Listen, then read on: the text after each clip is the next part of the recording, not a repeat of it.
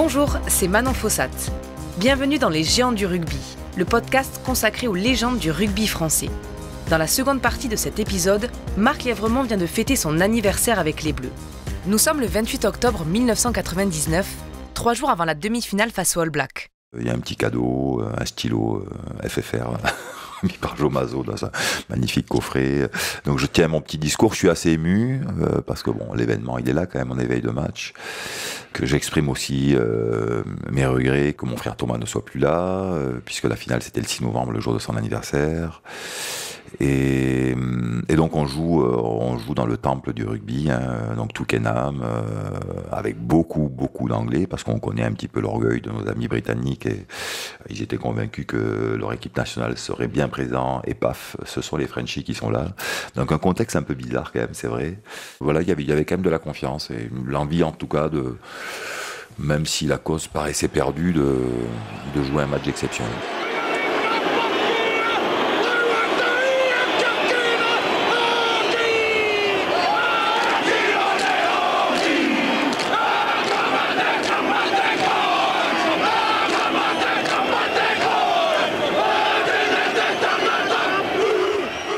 Le haka des All Blacks, il les galvanise bien sûr, c'est quelque chose que nous on subit, même si on adore ça, défier les All Blacks, et on s'était dit autour de Raphaël Ibanez, on va casser le rythme.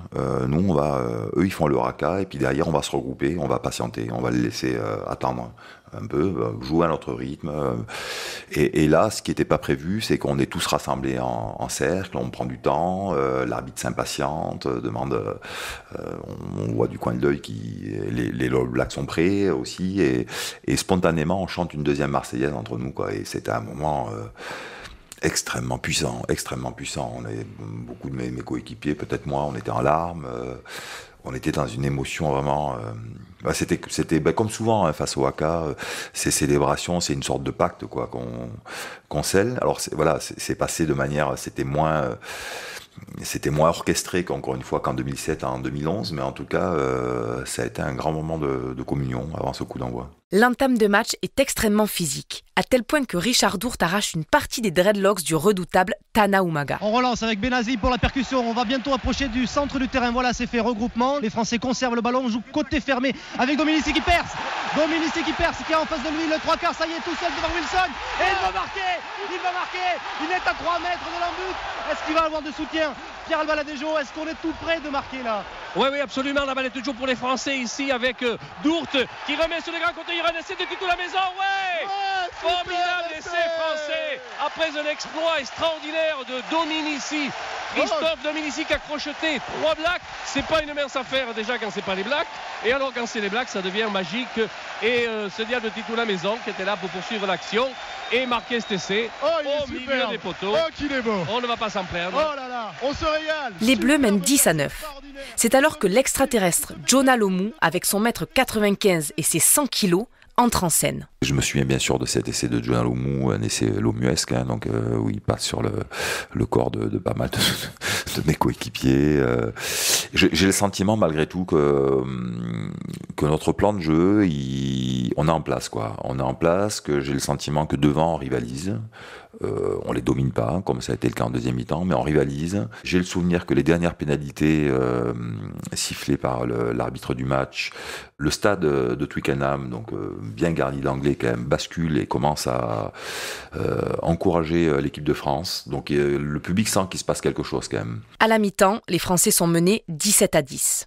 En fait, ce qui se passe, c'est que on rentre dans les vestiaires et le staff qui a été retardé, décidément, tout a été un petit peu bordélique en termes d'organisation, qui a été retardé dans les tribunes, tarde à arriver dans les vestiaires, alors que traditionnellement, les joueurs rentrent dans les vestiaires, le staff est déjà là, prêt, ils se sont concertés, et donc le vestiaire est vide, quoi, si ce n'est les joueurs. Et que nous, tout de suite, on se prend en main, du coup, on s'encourage, et puis chacun y va de ses mots d'encouragement, de se dire il faut continuer à y croire, on n'est pas si loin. J'ai cette image marquante de cette fin de première mi-temps où dans le regard notamment des avants néo-zélandais, j'entrevois du doute. En tout cas, j'entrevois le truc de les mecs qui disent mais c'est pas aussi confortable qu'on se l'était promis, quoi. Et ça, effectivement, chacun y va de son encouragement. Et je dis, je me souviens de leur dire, regardez leurs yeux. Et ces mecs doutent, clairement. On est dans ce qu'on s'était promis de faire, à savoir rivaliser, même si on est mené au score, même si nous n'est pas parfait. Donc il faut continuer dans cette voie-là, quoi.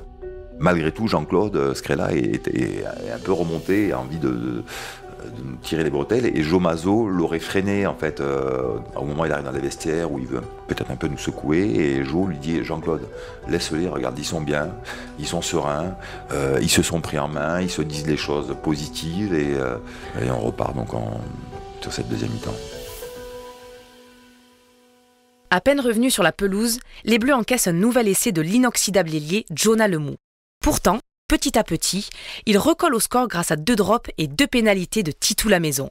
Les Bleus n'ont plus que 2 points de retard. La balle reste toujours pour les Blacks, ce qui est un avantage certain, alors que Galtier en a profité pour jouer au pied. C'est lui qui a subtilisé la balle. Et il en met de la pression. Dominici, formidable. Dominici va marquer. Il va marquer.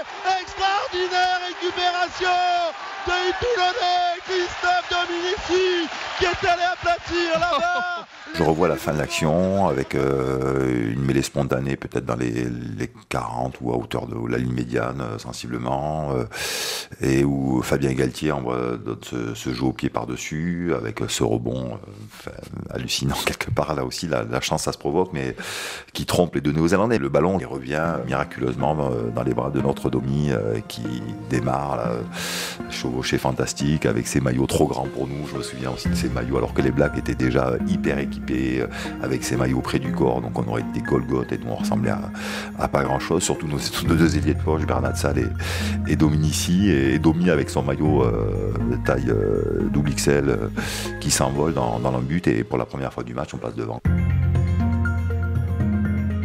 La France mène alors 29-24. Après ça bascule sur une 20 minutes de fin de match complètement surréaliste où les Blacks sont plombés sur le coup complètement des joues, où on continue, je sais pas si on pense pas à la victoire encore, on pense à s'accrocher, à tout donner. Moi, à titre personnel, là aussi, je me déchire quand même, je me fais ma cuisse lâche, je me déchire les quadriceps, donc je dois sortir, et je me dis aïe, si on gagne la finale, c'est pas gagné. C'est Arnaud Coste qui me remplace. Et puis je revois du bord de touche, mais tout le monde est en pleurs sur le bord de touche, y compris les journalistes qui étaient là, qui pour certains d'entre eux nous avaient critiqué peut-être. Tout le monde est en pleurs d'émotion, enfin, en tout cas au fur et à mesure que s'enchaînent les essais, hein, celui de Richard Dourde, de mémoire. Voilà Galtier qui ouvre la maison, coup de pied par-dessus la défense, Ntamak avec un essai français, oui. Oh là, c'est pas possible. Incroyable, c'est incroyable. Mais qu'est-ce qu'ils nous font? Ils vont nous rendre fous. Le jeu au pied dessus dans l'embut où Richard, là aussi, hein, alors qu'il y a peut-être plus de Néo-Zélandais, il se jette dessus comme un mort de faim. Les drops et les pénalités de Titou Lamaison, et puis ce dernier contre, hein, comme initié par Olivier Mann, ce énième ballon tombé des Néo-Zélandais, ce contre de 70 mètres concrétisé par Fifi Bernat Sall. Et un contre les Français, et c'est avec Olivier Mann. Oh, c'est pas possible. S'il réussit à récupérer le ballon, la France est en finale. Et va-t-il le faire? Oui, il va le faire. Il tape au père, et les Français gagnent. Essai fabuleux. C'est pour l'équipe de France de Philippe Bernat Sall, l'ailier du Biarritz Olympique, l'homme le plus rapide du championnat de France, qui a grillé la politesse à tous les Blacks. Ouais, là c'est un truc incroyable, quoi. Le stade, j'ai souvenir, je sais pas si je l'ai rêvé, mais que Twickenham, qui a terminé la première mi-temps en scandant referee off, chante la Marseillaise. J'ai le souvenir de la Marseillaise, y compris repris par le public anglais. Enfin, c'était un moment assez incroyable, quoi. Je crois que l'arbitre va siffler la fin du match. Voilà, et c'est fait. Est en finale de la Coupe du Monde de rugby. Comme il y a un an, pour les cousins Manchot. Les Français sont en finale, mon Pierrot. Ah oui, c'est incroyable. C'est vraiment extraordinaire, surtout après la partie que viennent de livrer les Français devant l'équipe la plus redoutable, la plus redoutée du monde. Eh bien, c'est une immense joie que gagnent les joueurs, les supporters, et c'est tout le rugby français qui peut être fier de ces garçons. On les attendait, ils nous avaient promis d'arriver, ils ont tardé et ils sont arrivés le jour où il le fallait. On est hyper heureux. Alors moi je bois de bas, hein. Je me dis merde, la finale c'est quand même compromis, mais voilà, en boitillant, je sais pas si je fais le tour d'honneur parce que je crois que je peux plus courir ou ni même marcher. Donc j'ai un peu de stress pour moi de ce côté-là, mais en même temps il y a une émotion qui est juste sidérante, quoi. Et je pense, tout le stade s'est embrasé, même le public anglais qui est neutre au départ a vécu un truc. Et puis je me souviens après dans la soirée, les Anglais qui nous remerciaient en disant qu'ils avaient vécu un moment assez incroyable. En Nouvelle-Zélande, le choc est terrible. Le gouvernement envisage même un temps de mettre en place un numéro vert d'écoute pour les supporters en détresse. Pendant ce temps-là, les Bleus célèbrent leur exploit dans un restaurant de Londres, tenu par un Français à l'accent occitan. Je me souviens qu'on rentre assez tard quand même, qu'on galère pour rentrer aussi, taxi, tout ça, au milieu de la nuit. Moi je me dis que je ne jouerai pas la finale. Je suis quand même très inquiet parce que j'ai mal et voilà, mais la fête sage en même temps. Je me souviens de beaucoup d'anciens qui étaient là. D'un moment, c'est tout sauf une orgie, quoi. Il y a vraiment des plaisirs simples, du soulagement, une joie intense.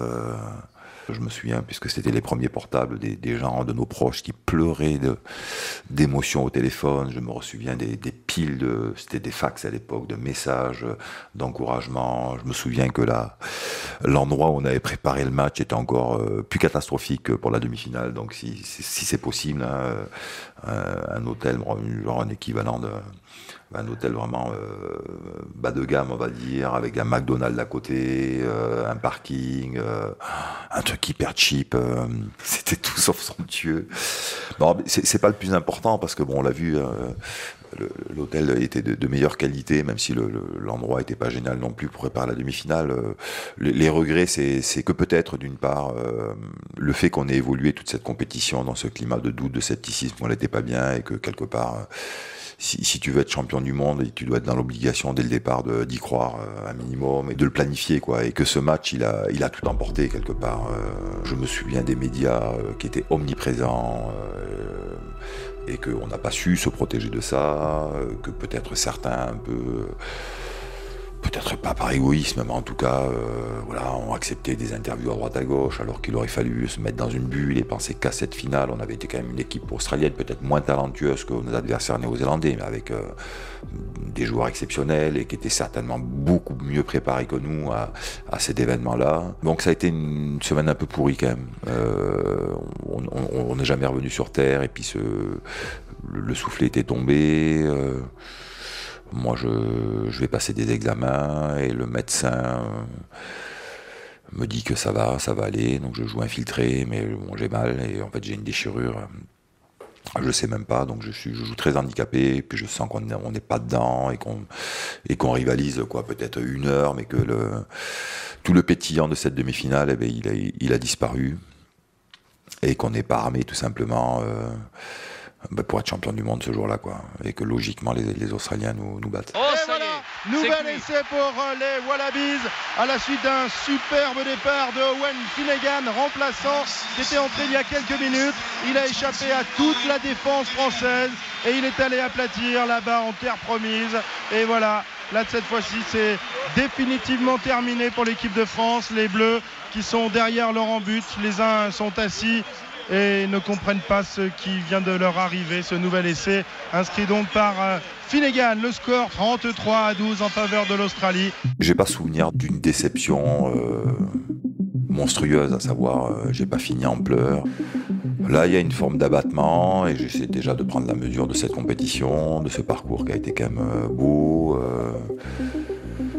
Je sais bien sûr que c'est, pour moi en tout cas, un clap de fin, parce que je suis trop diminué par les blessures successives et que c'est mon dernier match sous le maillot de l'équipe de France, donc il y a aussi ça.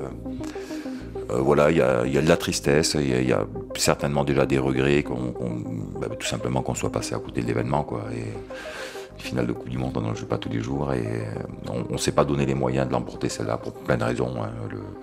Tout ce parcours chaotique et puis surtout ce match, cette demi-finale qui a tout emporté sur son passage, quoi, qui a généré trop d'émotions et après ce match, on n'a jamais su revenir sur terre.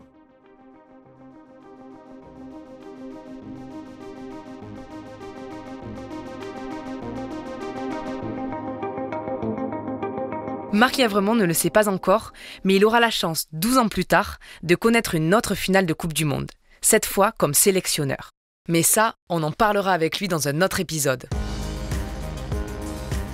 Vous venez d'écouter Les Géants du rugby, un podcast Europe 1 Studio produit par Sébastien Guyot et réalisé par Christophe Davio. Si vous avez aimé, n'hésitez pas à nous suivre et en plus, c'est gratuit. À très vite sur le site et l'application Europe 1 ou sur votre plateforme d'écoute préférée.